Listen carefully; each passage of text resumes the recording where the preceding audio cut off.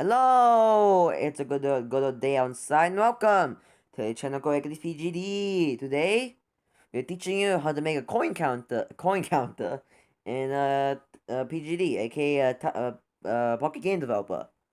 So first, you need to press these two flags. Okay.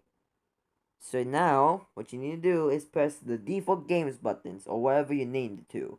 That has like the buttons that you control, the joysticks, basically. And then you press the choose UI screen like always. Now you need to add a text. After you add a text, just put it wherever you want. For the sake of time, I'm just gonna put it in the middle. So yeah, rename this to 0. Now rename this to 0.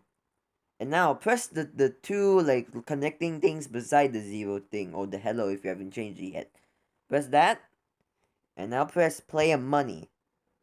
And now this is set to whenever you collect a coin, this counter will change to 1 or 2 or 3 depending on how many coins you collect. Now remember to always like set the number before you set the player money thing, because if you don't set it then and choose it, you can't actually change it. You cannot actually change it. This one is generous again. You can't actually change it unless you do this. I think actually last time I did it was nothing.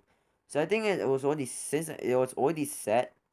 Okay, so if you do that, then you just have to press clear connection and just go back to 0. Last time I did it, it was nothing. So I think it automatically saves. So yeah, after that you just do this, and yeah, and after that I'm just gonna move you right over here. Oops. And then you just let's just add a coin just cause. Oops. And after this, you just put coins, and voila, you got a coin counter.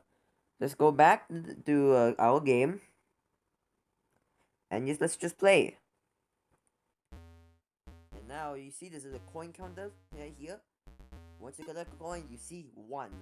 That means that the coin has been collected. That means that that's the end of the tutorial. Thank you so much for watching.